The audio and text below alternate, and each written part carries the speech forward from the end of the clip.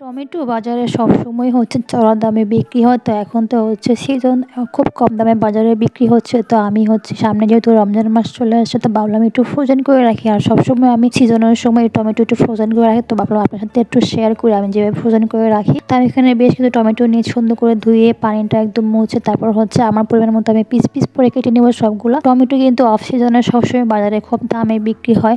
তো এখন কিন্তু খুব কম দামে বিক্রি হচ্ছে। এই তো মানে 15 কেজিও হচ্ছে বিক্রি হচ্ছে সুন্দর সুন্দর টমেটো। তো আমি হচ্ছে বেশ কিছু এভাবে ফ্রোজেন করে রাখি। তো আজকেও কিছু নিয়ে আসলাম, সামনে রমজান মাস আসছে, তো অনেক কাজে লাগবে আর অনেক চড়া দামে আর কিনে খেতে হবে না। তো আমি এখানে বেশ কিছু টমেটো সুন্দর মতো কেটে ছড়ানো একটা প্লেটে এভাবে সুন্দর করে সবগুলো ছড়াইয়া দিব, যেন হচ্ছে আমি অনেকগুলো কেটে নিয়েছি। তো এখানে হচ্ছে সবগুলো এখন আমি ফ্রিজে রেখে 3-4 ঘন্টার মতো রেখে দিব, যেন সবগুলো একটু হালকা বরফ হয়ে যায়, একটার সাথে আরেকটা না লেগে যায়।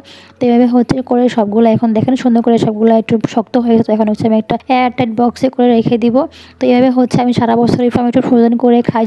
এভাবে রাখলে হচ্ছে প্রয়োজন মতো বের করে হচ্ছে রান্না করা যায়, এটাই হচ্ছে অনেক সুবিধা। তো চাইলে আপনারা এভাবে ফ্রোজেন করে রাখতে পারেন। তো আজকে ভিডিওটা এই পর্যন্ত, কেমন অবশ্যই কমেন্ট করবেন, ভালো লাগলে সবাই লাইক কমেন্ট শেয়ার করবেন। ভালো থাকবেন, আল্লাহ হাফেজ।